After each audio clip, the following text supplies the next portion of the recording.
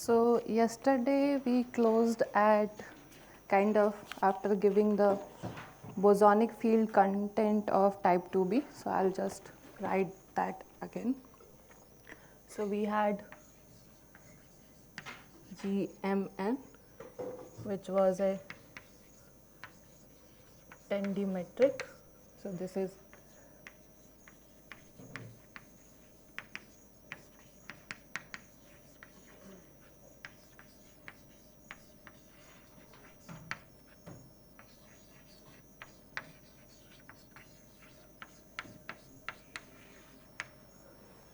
and we had a two form tensor. So this is a anti-symmetric tensor. Then we had phi, which was a scalar, and we call it the dilaton. These were coming from basically NS plus sector. So we will call just NS sector fields or NS sector field. And then the bottom, if you remember the bottom line of the representation of SO8 we had written. So there we had three form fields, C0, C2 and C4, which are 0 form, 2 form and 4 form. And these, what in analogy with the electromagnetic theory, what we call is potentials, and they are basically from the RR sector. Okay, and the field strength for these were defined as F2p plus 1 because they are kind of coming as even forms. So this is D of C2p. This we call R field strength, RR field strength. And then we have for B2 there, we have H3, which is nothing but just D of B2. So this is NSNS. Now, given this field content, we can write supergravity action. So I'll write that now for the bosonic part of the type 2b string theory. So I don't know if the space will be enough, but so this is for the bosonic part. We have the coupling sitting here.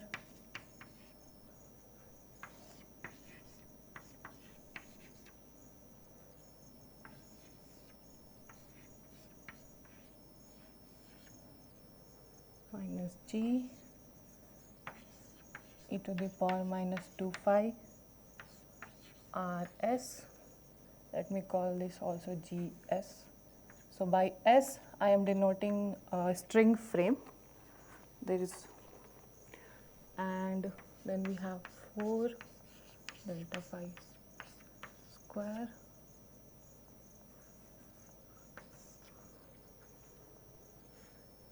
and then we have the field strength for the 0 form, which is F1 square. Then for the 3 forms, so G3 dot G3 bar, and for the 4 form we have kind of a combination of those forms, this F tilde 5 square, and then we have an extra term which is not dependent on the metric.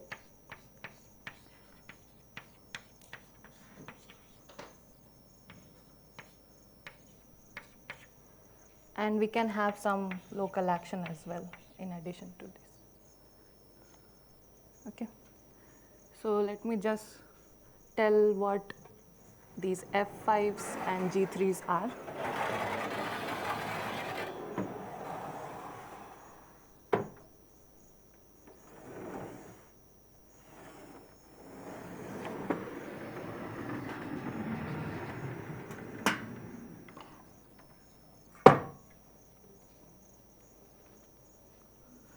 So G3 is the combination of both three forms, which is coming from the RR sector and the NS sector. And the tau, I have defined it to be our axiodilaton. So this component is corresponds to kind of axion in the theory, and then we have the dilaton. And then we have this F tilde 5, which is given by F5. This is nothing but D of C4. Then we can have some extra pieces, which is C2 wedge H3 plus half B2 wedge F3.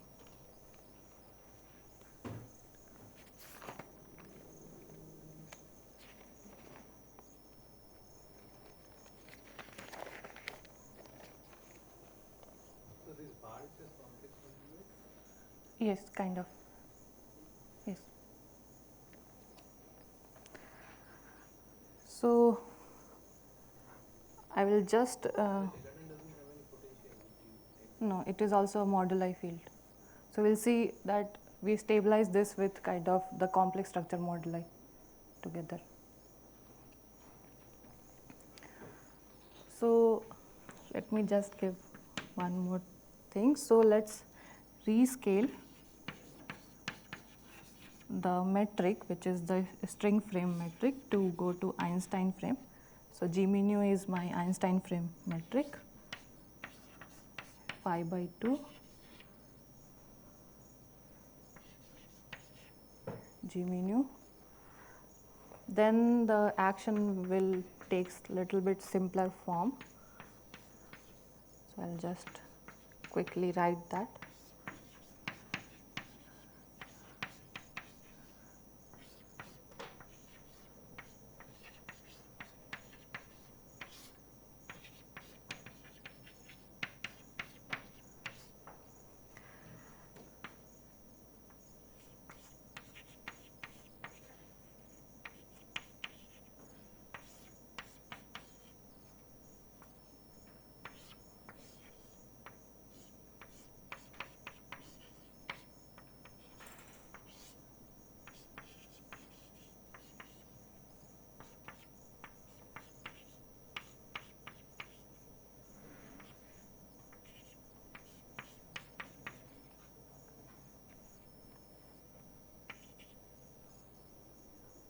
Sorry, this should be F5.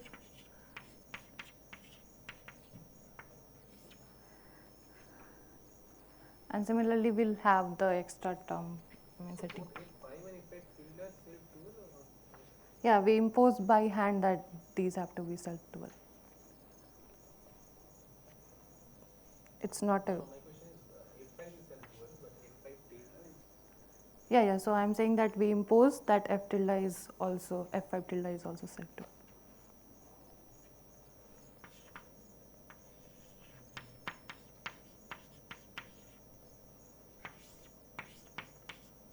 That will give kind of constraint on, other form fields.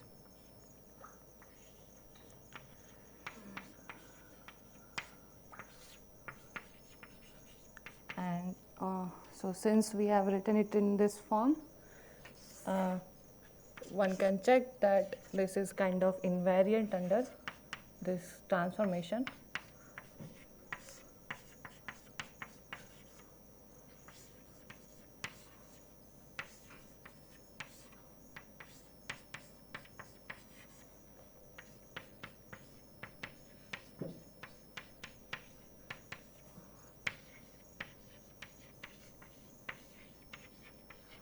And this is nothing but a statement for S duality, basically.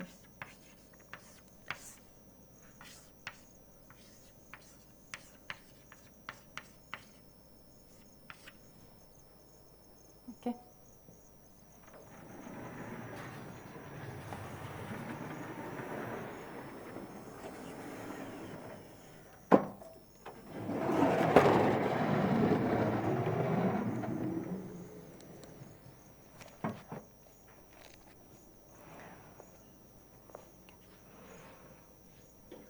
So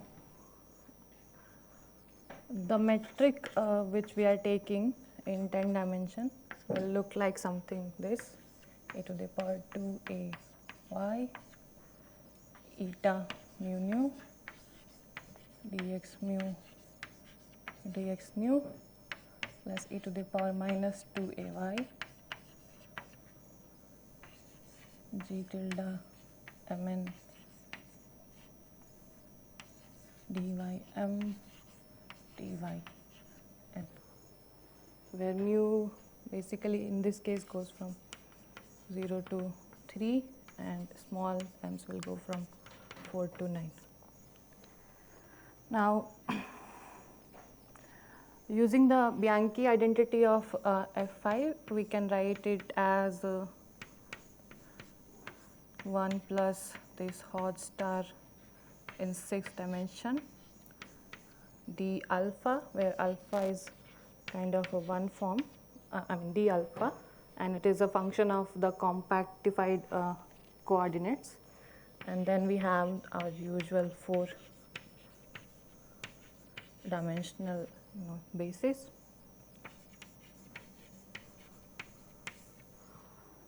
Using this condition, we can derive the trace reversed Einstein equation. So that is basically given by Rmn equal to some coefficient sitting here, which is in our case will be k square 10 dmn minus half gmn. So what we will do is kind of take the right hand side for directly computing the Rmn from this metric, and the left hand side computing from the action. Sorry, the opposite. So left hand side is from metric and right hand side is from the action. So if you compare the Kaluza line answer, then you do not have the gauge field simply because you already have the field strength in 10 dimension. I mean, in case of Calabi-Yau, the first Betti number is 0. Okay, so you can't have components which look like this basically in metric. That is what you are asking, right?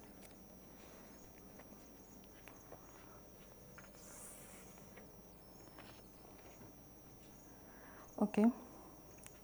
So when we do that, we get a constraint which is del tilde square e to the power 4a, which is where a is function of y to the power 2a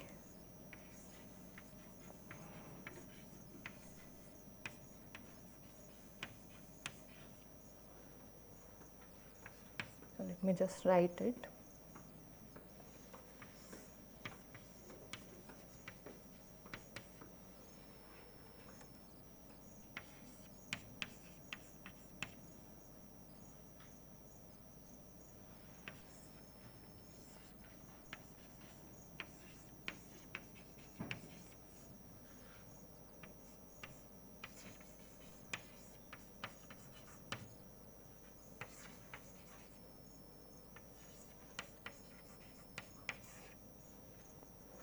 And then there will be this extra term which will be coming from the local part of the total action. So I'll just write it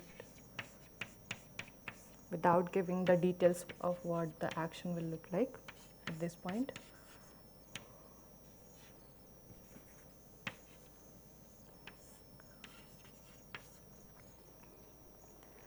Okay, so now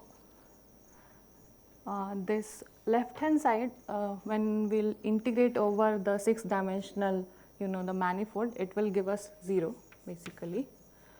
And the right hand side is not trivial that it will be 0 or not. But the fact that these fields come in something looking like a square of some tensor fields, so that will imply to match them to be 0, that these should vanish. So the solution, and also like if we don't have some local sources, let me just write.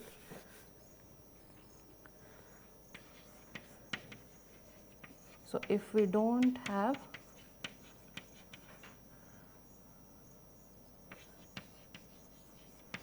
some local sources, then this constraint will imply, so let me call it equation 1.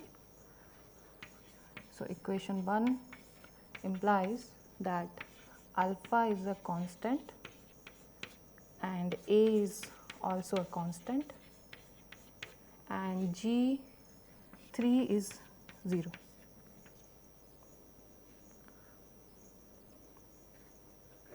Yes. What can be the possible contributions to the T and So it is like this one will be coming from all these P forms and the other will be coming from the local part of the matrix. So I mean just you take the derivative or kind of variation of the action. So del S over del this G mu GMN kind of thing.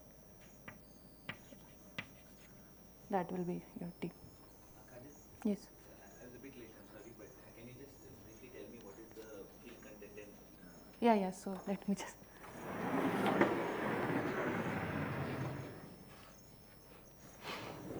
I'll just tell you. So last time we had only for the bosonic part, we had this NS sector, the top form, the top line I wrote in the representation after taking the GSO projection, and the bottom one was R++ for type 2B. So we saw they kind of go like, I don't remember, 28, yeah, 35, and similarly here. And these were like one scalar field and then one antisymmetric field and one symmetric field. So that is what I have written there. So the symmetric one is tendimetric and the antisymmetric is antisymmetric tensor, and phi is the scalar which we call kind of dilaton. And the bottom one were basically this C0, C2 and C4. So these are kind of in analogy with the electromagnetic theory, these are kind of potential which will give us field strength and then some action. so F is the field strength for C0? So F2P plus 1 is for all like C2Ps and H3 is for B2. Then we have defined, here I have defined F tilde 5 where is just the C4 and then these two wedge products. And similarly G3 I have defined to be this combination of F3 and H3 with tau sitting there, where tau is kind of this, we have complexified the dilaton kind of. So finally, after doing it, what is the degrees of freedom after recombining everything? So in I mean, terms of F tilde and I mean, this action, yeah. So the action, and then you redefine and rewrite it, this is it? Is that the... let me just, yeah. So I have kind of rescaled the metric and then I have written it in this. Where did I write the action? Oh, it was there. So that was the action we had for, and there is some extra part which I am calling S local. We don't know what it is right now. Then I have rescaled this and to write in that form. Sorry.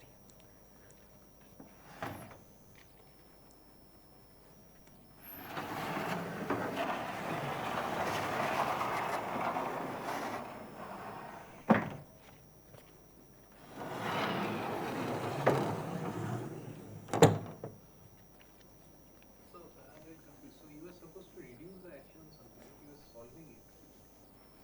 I mean, we will not exactly reduce the action to some 4D. I mean, I'll just give the potential which we use when we do the 4D, supergravity, but we are not going to do the whole thing.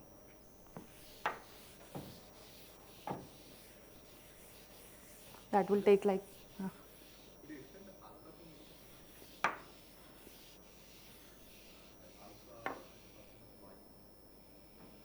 Oh, so it is.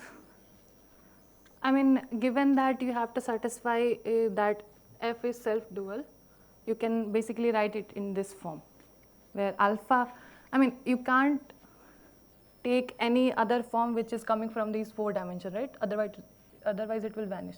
So some one form which will be dependent on, the compactified coordinates. Kajal, in equation 1, I don't understand the index perspective. Okay, just a second. The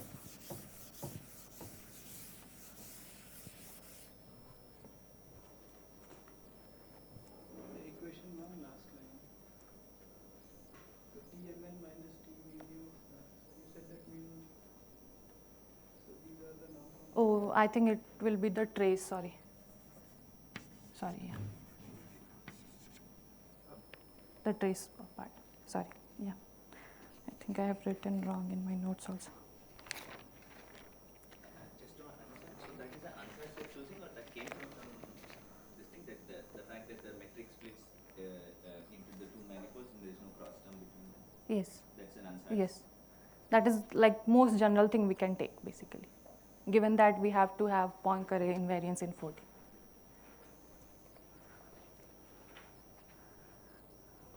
Okay. So if we don't have any local action or something which gives us local action,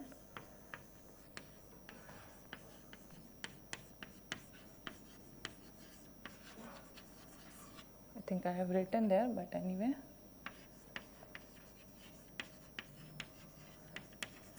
Then what we have basically is that G3 is 0. And yes, Local source is string theory, some F1 string or point particle? the D branes basically. So D branes, Strings are not local out there. I mean, they are kind of wrapped around the cycles. So in that sense, they are local. But why you cannot a fundamental string? Sorry? Fundamental string as sources, I mean, I don't understand, like, could you like little bit? Extended algebra, is the same source.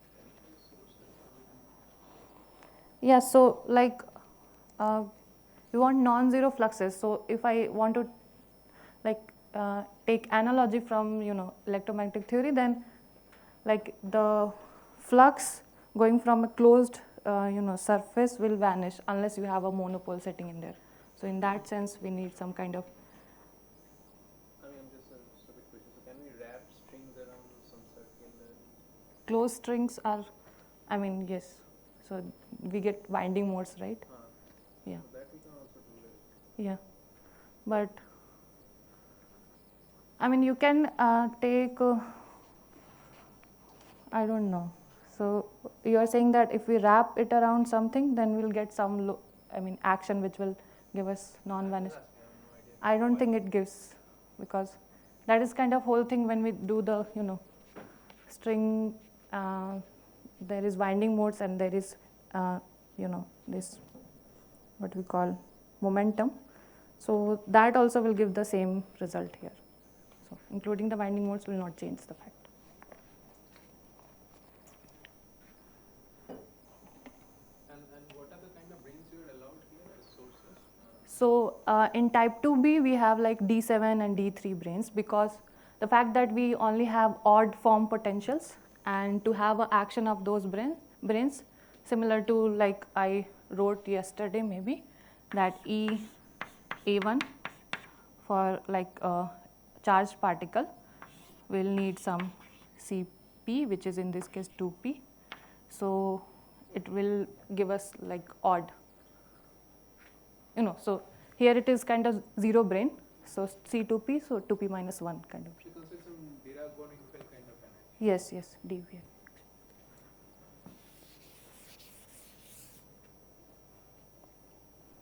I'm not using names because I also don't remember names. So.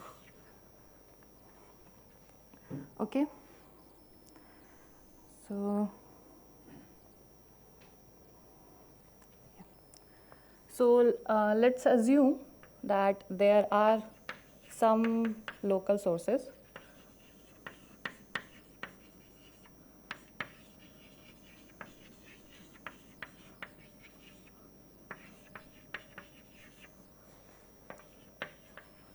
and we can turn on these fluxes, which are basically non-zero fluxes. In that case, so let me just remind that we had two types of moduli. One was kind of given by H21, which was complex structure moduli.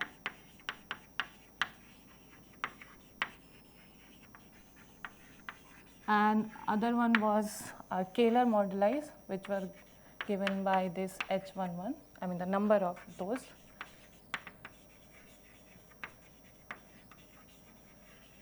And we saw that we get them basically by integrating the corresponding harmonic forms over this either 1,1 type of manifolds or 1,2 type of manifolds. So basically, when we in first class I wrote that to stabilize this moduli we need some field strength F square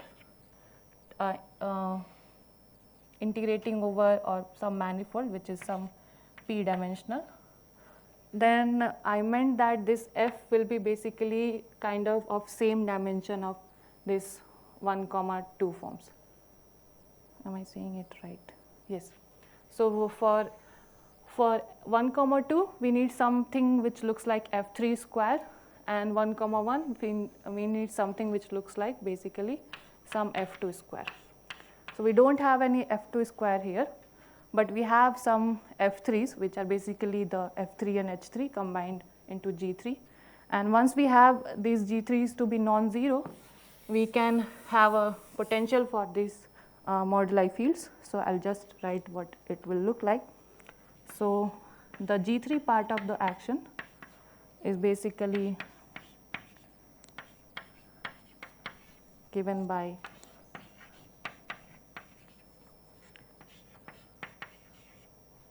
G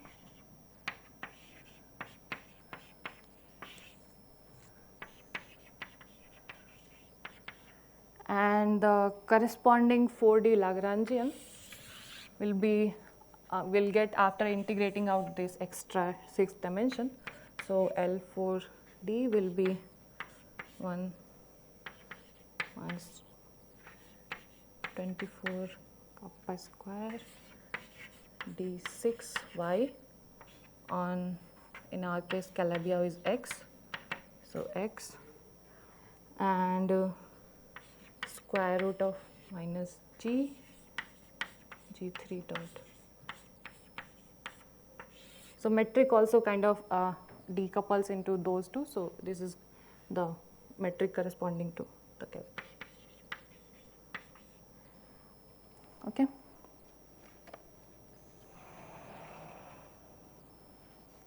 Now, the Bianchi identity of F tilde 5, one can check that the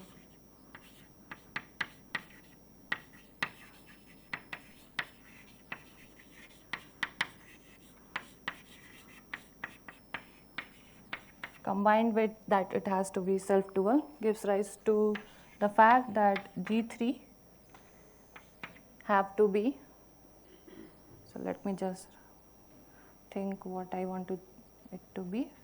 Okay, so it have to be imaginary self-dual.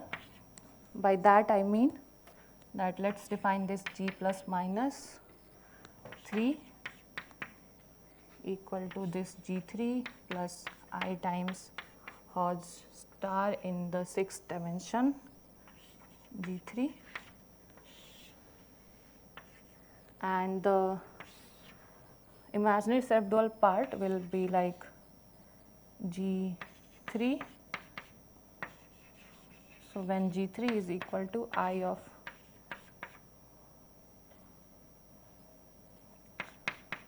G3, I think. Yeah.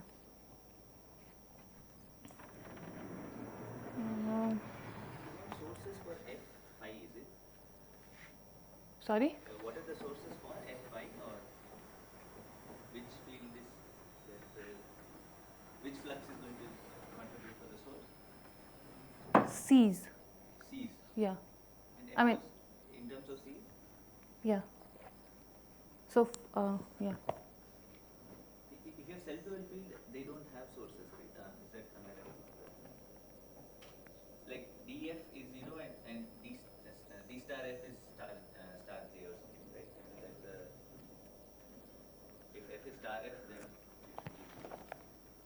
But why are you, I mean, sorry, I don't understand the logic that you are saying. So I am assuming that the source is for F5.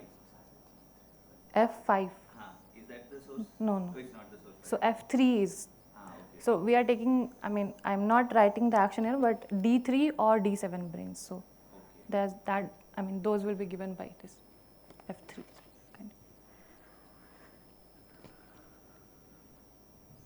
Kajal, how did you write this L4D and what? Okay, so L4D is directly coming from this action itself.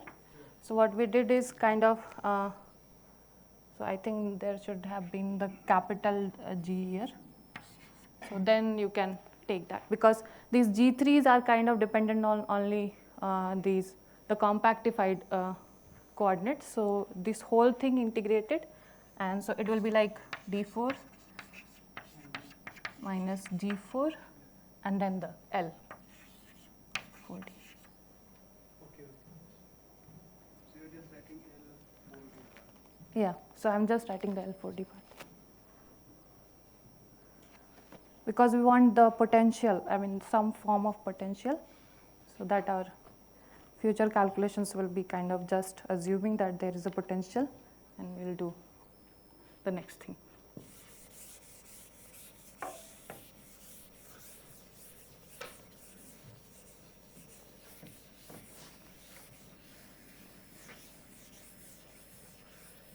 What is IST? Sorry? IST.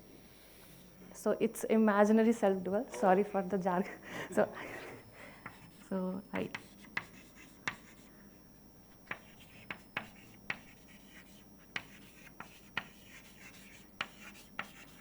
I don't remember if it is like NT or the dual part. So we will see if it is not consistent, we'll change the condition. Okay. So at this point, we had alpha and A. I mean, I have assumed that AY is constant, not alpha. Then the 4D scalar potential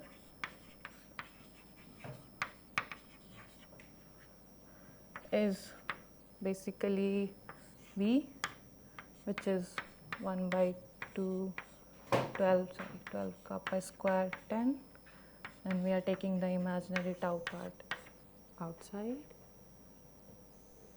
because it's kind of string coupling. I think I should keep it inside for now because we have not stabilized it. So once we stabilize it, it will basically become the string coupling, so we can take out.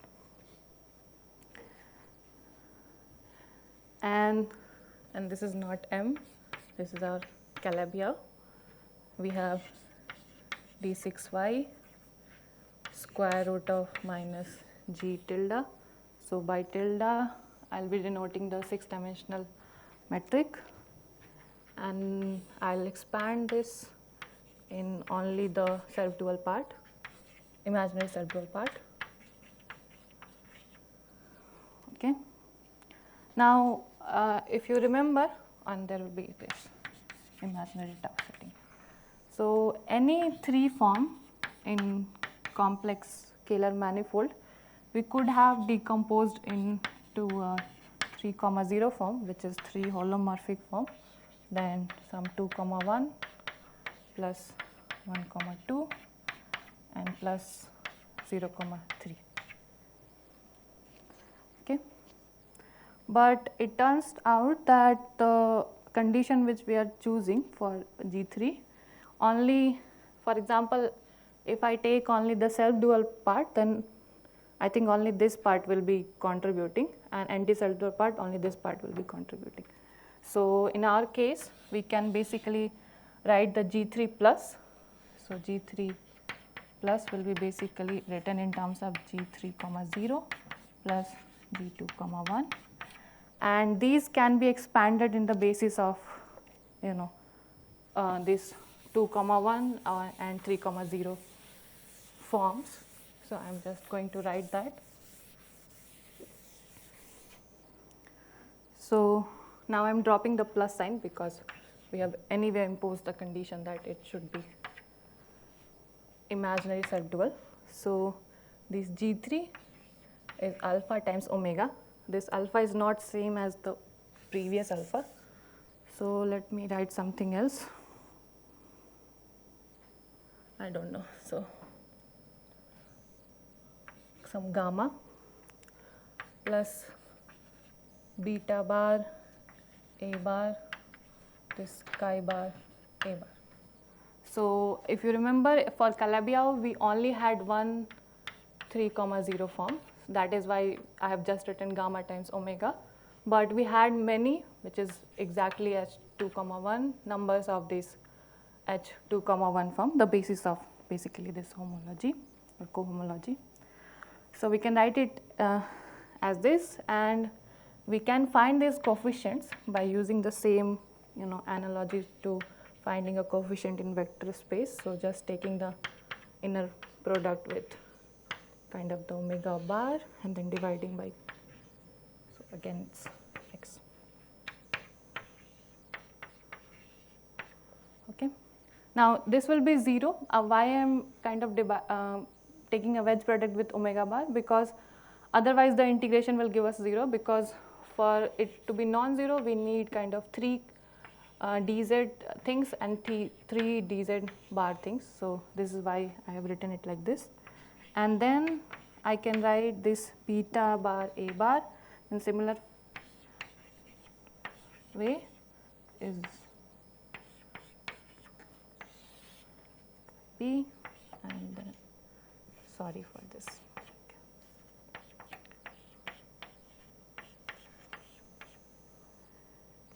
You mean gamma there, right? Yeah, so in my notes it's alpha, so sorry, yeah.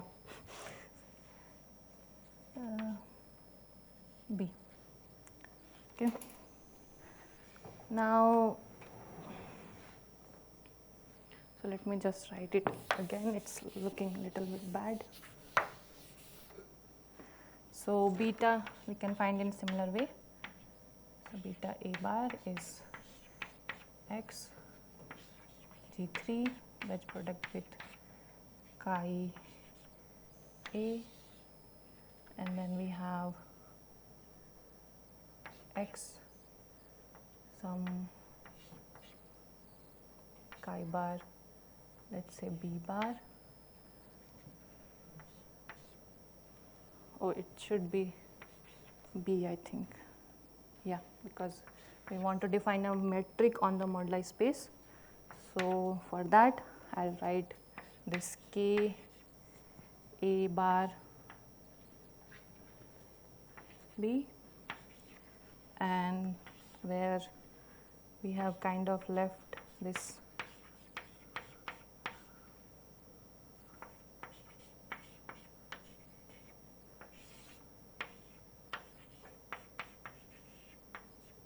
so we have kind of divided and multiplied with this integration and defined that this K A bar B is kind of K A bar B is nothing but omega wedge omega over this chi bar A bar wedge chi B. Okay, so what I am trying to do, I mean the calculation or this one. So once we have chosen, let's say that our G3 is imaginary self-dual, then only the half of this will contribute in that. Now, if you remember for Calabi-Yau, due to the SU3 holonomy, we only had one. So my handwriting is bad. Maybe that is the. So we only had one 3,0 holomorphic form. So for G3 to be decomposed into a 3,0 holomorphic form, there is gamma times omega, no index because there is only one of it. And then we can have H2, 1 numbers of this H2, 2, 1 forms. So that's why I'm writing. So A is kind of going from 1 to H2, 1. Is it okay? Okay.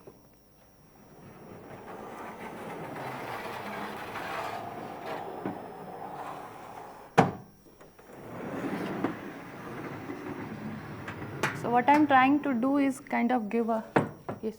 In this gamma, how are you defining that? Period negation of the The omega bar is the Hodge dual of omega, is it? Yeah, kind of the complex conjugate of it as well. So if Hodge you, dual plus complex conjugate. yeah, can, like if you take the complex conjugate, it will go to all z bars, and that is kind of similar to taking Hodge dual. Yeah. So, Only thing is, yeah, there will be a metric. Yes. so your question was why this will give gamma, or so if there's a nice identity where if you take like f mu, any form on a manifold, if you write, you can always take like the whichever the form is. Let's say a full contraction square root 3 before x. This is an integral that belongs to, let's say, an electromagnetic, for example. This in form language is always f star f wedge star f, right? So and the f mu is sort of like the dot product of f itself. Now this omega and chi a belong in different indices. So if you take the dot product between them, they should vanish. Okay. So if I want to find the gamma, I basically take the dot product with omega, and then I need to normalize it. Now dot product with omega in form language, this will be wedge star omega, and omega bar is like I think star omega. It is like taking the inner product with a specific vector component. The advantage we have here in writing this way is because it belongs to kind of middle cohomology. So Hodge star and the complex conjugate will look like similarity. Okay. So now I can write my potential V in some bad looking form. So I'll explain this if it is not, because only going through this will get a nice form. So let's.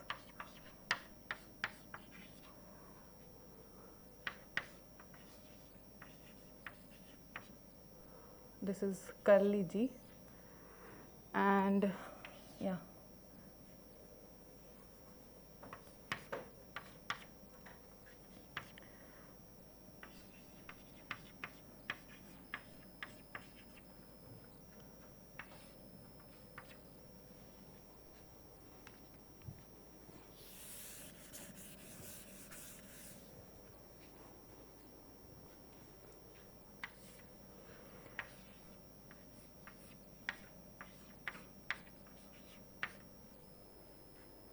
Yeah, so there is a bar sitting here. Yes. So what I have done is basically I have taken this decomposition, and you can either write this as that or take the bar and write this as that. And then what you do is replace the gamma and betas. So then you'll get this form divided by this omega wedge omega bar, where GAB bar is kind of related to this K A bar B by this factor. We want to take this factor out, so we have kind of written it like that. Now, to see how this potential will basically stabilize the moduli, we need to write in terms of the moduli fields. So far we have not done that. So let me just go towards doing that.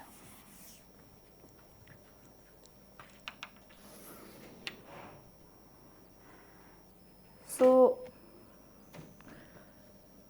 we take a symplectic basis which I am going to call A and some B, maybe A also, where A will run from 1 to H1, 2. If you remember that when we defined the complex structure moduli, we were kind of integrating out these omegas over two different kind of cycles, which are BA and AA. So these are kind of similar to that. So the property they have is this basis is that A dot AB is 0 for all A and B's. Similarly, BA dot BB will be 0, and A dot B will give me a delta function. So I am writing the indices of these to be up, so it will give me a delta A. Can you explain this A B one? Sorry? Can you explain what you did it in? Like your integrity is the same form? I mean, it is like the basis of the cycles we have, 3 cycles on the manifold. So in case of torus, so I can only draw torus. So in case of torus, we had these kind of cycles and this cycle. So this is like A and this is like B. Okay. So let me just write the period vector we had, which was given by this. I'm maybe changing the notation slightly, but that will not matter. Omega. And we said that this is basically gives us some GA, which is a function of Z's, and then we get ZA, which is our complex structure moduli.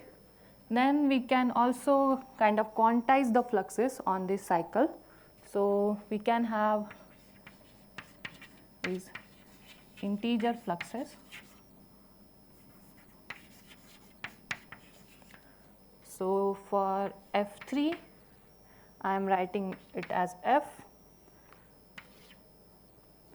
which is del BA F3, not del, sorry, integrated over this BA and then A F3. So this will look like a twice H1 comma 2 vector, or at least that many components it will have. Similarly for H, I can also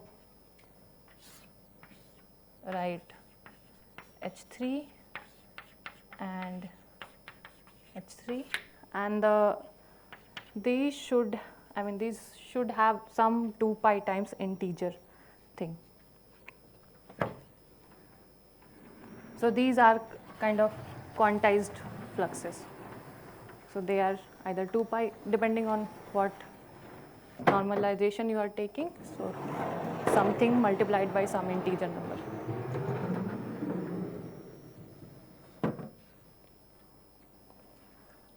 Okay.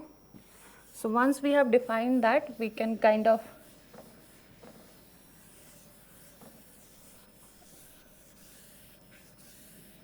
use that fact in the potential and see how it will look like. So basically, after defining this basis, what I can do is I can write, let's say, G bar 3 wedge omega as summation over A, where A again runs from 1 to 1 comma 2.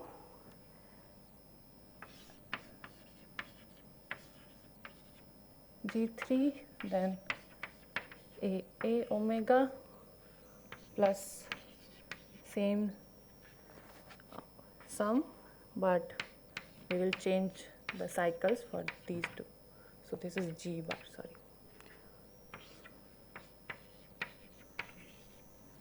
Okay. So let's say we are calling these fluxes some N A and these some M A, and these will be depending on the definition, these G A's, and these will be the complex structure moduli Z.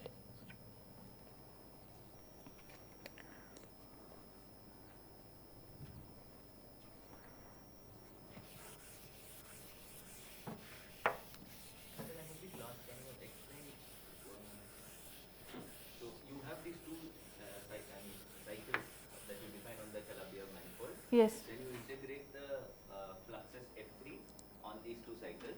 Yes. And then what happens? So integrating fluxes on this F3, what I'm saying is that this is nothing but some, 2 pi times some N1, N2 kind of thing. Okay. And similarly H3 will be looking like that. So using that fact, we can basically write this G3 and wedge omega in terms of basis of these cycles. So there will be two terms coming where you kind of integrating on them on different. So first you are integrating g bar on b, then on a, and similarly for omega. So this will be basically our complex structure moduli, and this will be the other half of the period vectors, which is dependent on z itself. And these will come as some numbers, some number componented, vectors, and similarly that will be also. So there's some fact that you can, if you can define the total number of cycles, the integration on the full manifold can always be decomposed as. If you define the basis to be like that. Like that, that's Yes. always. Yes, yes. It's symplectic basis basically. So so we can write this function. So okay, let me just. So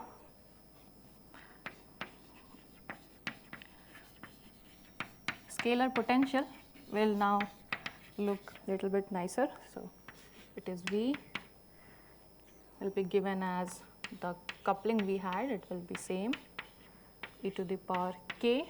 I'll tell what these k's are. K I j bar d I w d j bar w bar minus mod of this w square.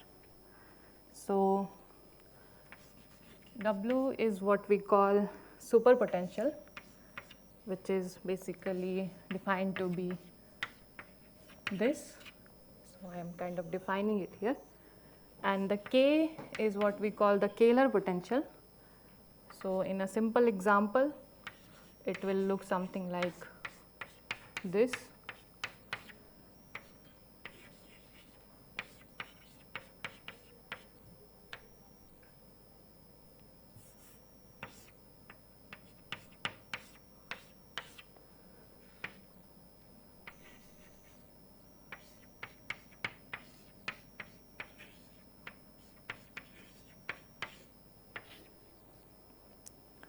Okay.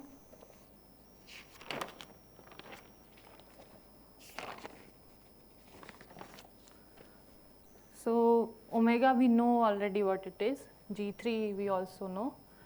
So these T's are basically our Kähler moduli, complexified Kähler moduli. So T's are like T tilde plus I times some components, which I am going to call, let's say, theta tilde. And these theta tilde will be nothing but coming from this 2 form we had earlier in the type 2b theory. So when we write it in basis of some 2 forms, then the coefficients will be basically theta tilde. So let's say some basis, which is a 2 form. And What are these capital D's? sorry, Capital D's in this. okay, I'm writing that just. So D's are kind of covariant derivatives defined. So di acting on W will give me del I acting on W plus del I of k times this. And I here basically runs, so I goes from these Kähler moduli, so it will be like, how to write it? So 1 to h1 comma 1, then 1 to h1 comma 2, and then for tau just the dilaton. So let me just write it as, let's say we have index m and then a and then tau. A is for complex structure, m is for Kähler, and this is for the axial dilaton. This expression looks very similar to things that happen in superspace. Yes. Right? Is it the same? It's basically 4-dimensional supergravity potential.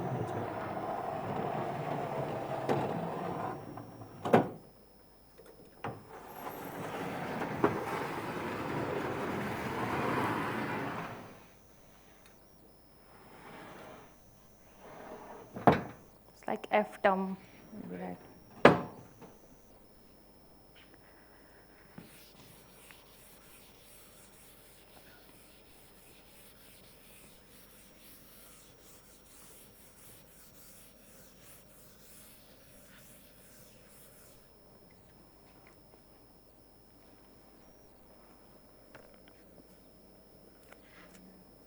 Okay. So in that basis, what this omega wedge, omega bar will look like something pi dagger minus I times pi dagger sigma pi, where pi are our period vectors and this sigma is a symplectic matrix. So some identity, I don't know if I am writing it correct. Is it off diagonal maybe? Yeah, it is off diagonal. Yeah, because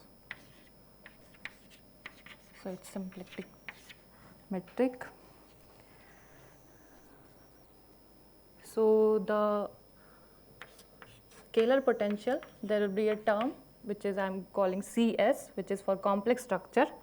That will be nothing but given in terms of this, the complex structure fields. So minus I z bar A G A E plus I z A G bar A, which is a function of z. And in general, this part is what we call the Kähler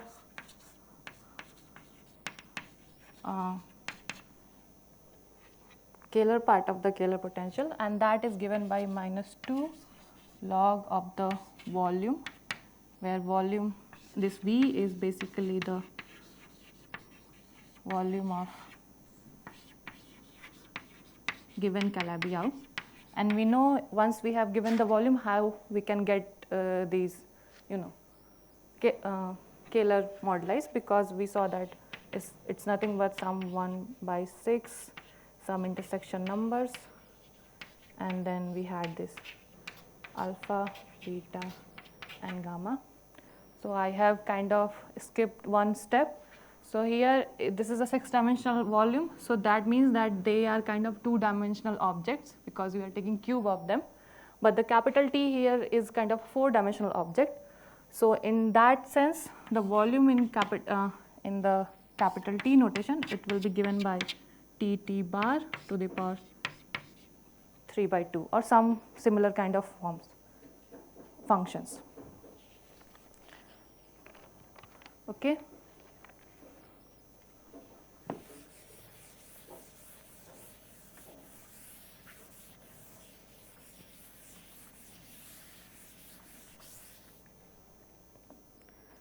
So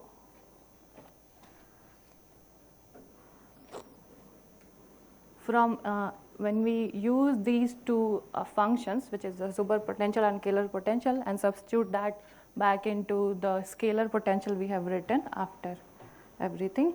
So what we will have is that at this level, the scalar potential will basically be given in terms of this K tau tau bar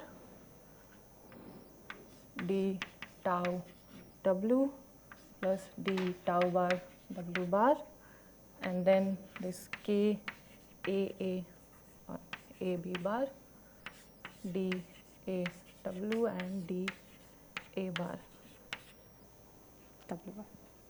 So what happens is that this form of this potential for Kähler moduli is such that it will basically cancel out this factor sitting here. Oh, sorry. So there is 3 sitting here. So that will exactly cancel the last term, and therefore at this level, the Kähler moduli are kind of don't have a potential. Now for sufficient number of fluxes, which we usually have in a Calabi-Yau manifold, we can solve this for some supersymmetric vacuum, and that is nothing but this condition that di of w should be 0, where I is basically going from tau and a in this case, and this is like h 2, 1 plus 1 conditions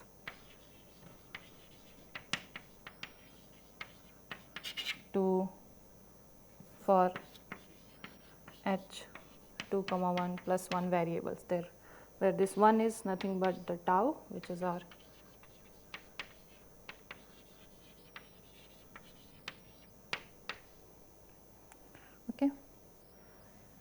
So this is basically, this condition basically what we call the complex structure moduli stabilization, and after stabilizing this moduli, that is fixing at some vacuum expectation value for them, what we get is some W0, which is nothing but web of this W.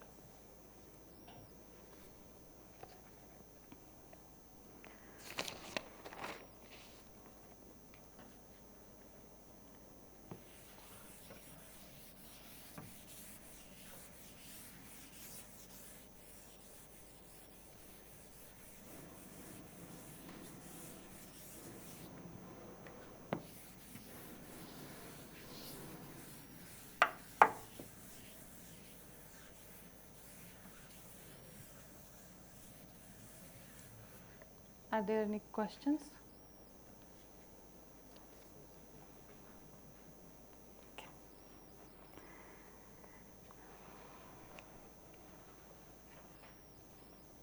Kajal, could you extend the VI W equal to 0 again? This is just a condition that we have a supersymmetric vacuum. So in supersymmetry, that means that F term, which is basically given by this, so this Kij bar diw dj bar w bar is nothing but what we call some F square, and by setting this F to be 0, we get a supersymmetric solution for given field. So yeah. So it is just like equation of motion for these complex structure moduli and the dilaton. Is that what you are asking, or is there something else? Okay.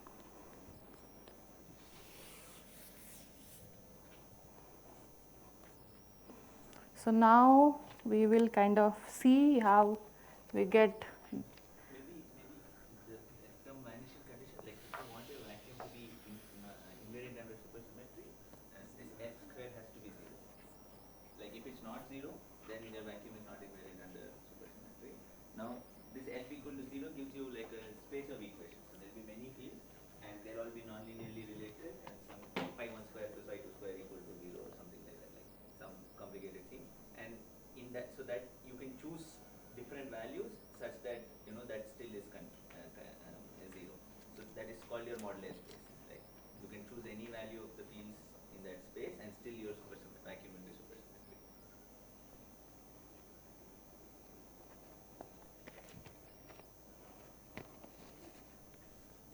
Okay. So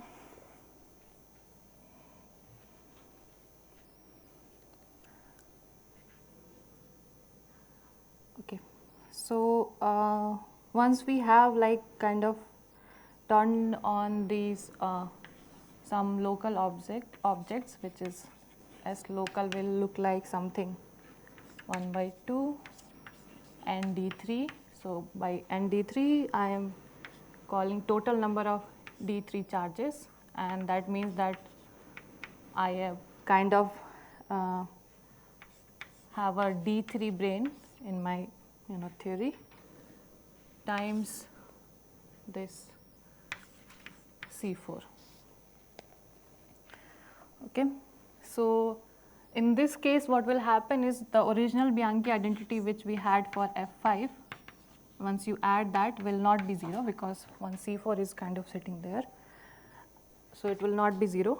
So in order to satisfy that, we need to satisfy one condition which is called a tadpole cancellation condition, and I mean that and combine the equation of motion for C4, which is kind of.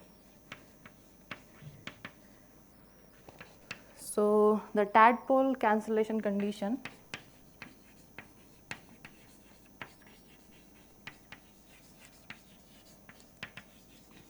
which is very important when we have some kind of local objects. And okay, so this O3 is some orientifold plane, which I mean I will ask everyone to assume that there is, because what we do is type 2b string theory have like n is equal to 2 supersymmetry, but what we want basically in 4D is n is equal to 1 supersymmetry. that is basically the extension of the standard model to give us minimal supersymmetric standard model. So for that, what we do is kind of orientifold the type 2b string theory to get a type 1 string theory. And in that process, we get these kind of O3 planes which have some charges, D3 charges by this factor of 1/4. So there will be so many numbers of these O3 planes that this will always be kind of integer. Is orientifold the same as orbifold or something else? I mean, they have kind of orientation extra to the, orbifold plus some orientation.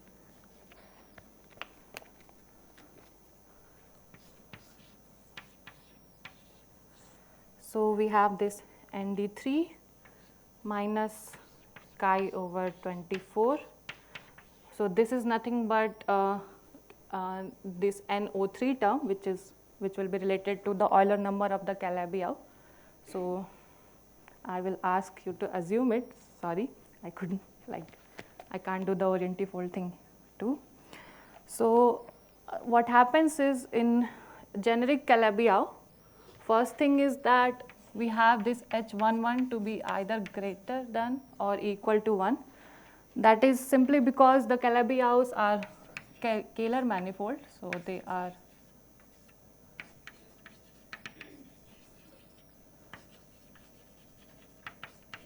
and that comes with a 1,1 form. So it will always be 1 or something greater than that. It will never be 0. And in generic Calabi-Yau, what we have is this H2,1 order of 100. Okay. Then what will happen is this chi, which was kind of given by twice of this H1,1, H2 minus H2,1, because this was nothing but the sum of the Betti numbers P, BP, and then these were given in terms of these Haas numbers. So it will look like this. So that will also be order of some 100. It can be negative if because there is always a mirror manifold corresponding to a Calabi-Yau manifold, which has equal and opposite this Euler number.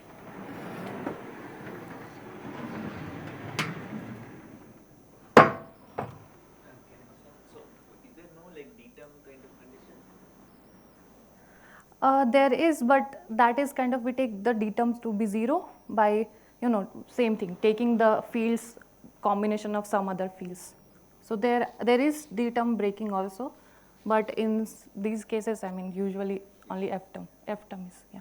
So d term is kind of set to 0.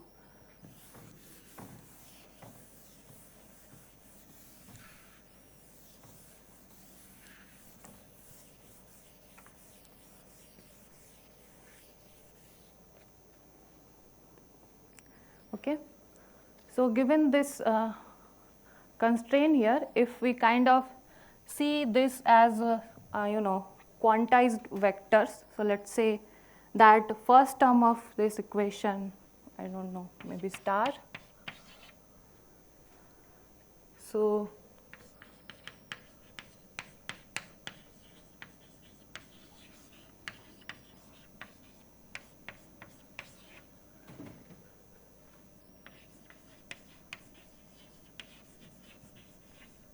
it looks like some m dot n, where m and n are this 2 h1 comma 2 plus 1 vectors. So I've included the dilaton in it as well. So and once you agree with that, then the constraint star looks like nothing but equation for some kind of sphere, right? Some 2h1 comma 2 plus 1 dimensional sphere. So the number of vacua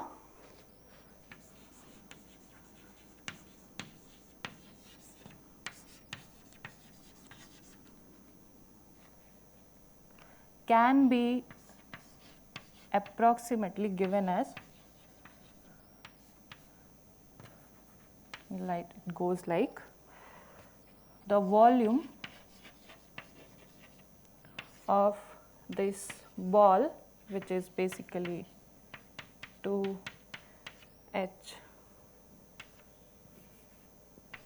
1 comma 2 plus 1 dimensional, where the radius of this ball is given by square root of this term we have corresponding to the charges of O3 plane, that is given by the Euler number of the Calabi.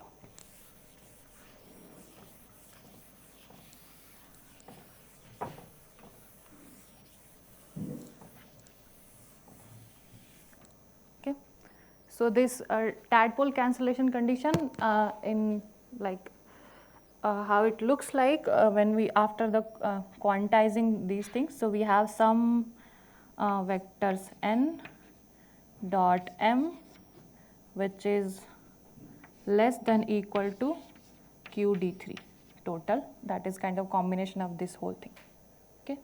So the upper bound is kind of 2d. So it's like everything inside the sphere will also be kind of contributing to the number of vacuum. So if we agree with that, then I can basically write this going like chi to the power m, where m is h1 comma 2 plus 1, and chi itself is order 100, so it is kind of 100 to the power something like this. It can be 1000 also. So it's like 10 to the power 2 100 numbers of vacuum we have after stabilizing the complex structure moduli.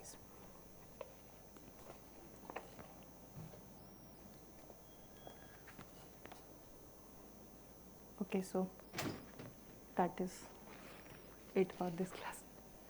I think yeah, I mean, what difference? Yeah. So there is kind of lots of problem because of this thing, but because we don't know what one solution which we have currently in our universe, and also because of fact that there are these many numbers of moduli fields. When you stabilize them, there are lots of problems which we don't know, and it is also hard to satisfy this QD3 if QD3 is very small, and we have these many numbers of moduli, and the fluxes always have to be integer, so it is very hard to kind of satisfy this bound. So in evening, the afternoon lecture, I'll just talk about the stabilization of Kähler moduli, which is I'll talk about two models which are kind of popular.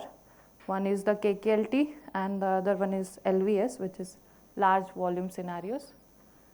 And maybe I'll just tell what swampland is. I'll not be telling about the conjectures of the swampland, sorry, because I kind of fell asleep last night and didn't write any notes for that. So you told D7 brains are also allowed, right? Yes. Haven't considered. You can take them. So corresponding planes will be kind of O7, orientifold planes, O7. So you always want to cancel the charge of the orientifold planes. So when you have O3, then you have to add D3 to cancel the charge. But in 10 dimension, you can think of it like they're kind of dual, right? 7 plus 3 is 10. Then why D5 is not allowed? I think D5 is, I don't remember the reason, but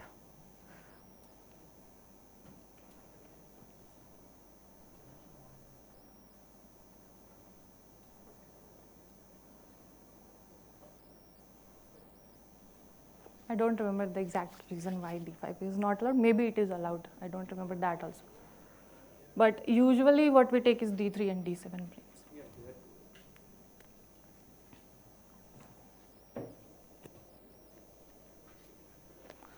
Okay, so I at least promise that I'll show you how we get this 10 to the power 500 vacuum, and I gave like 10 to the power 200. I think that is good enough.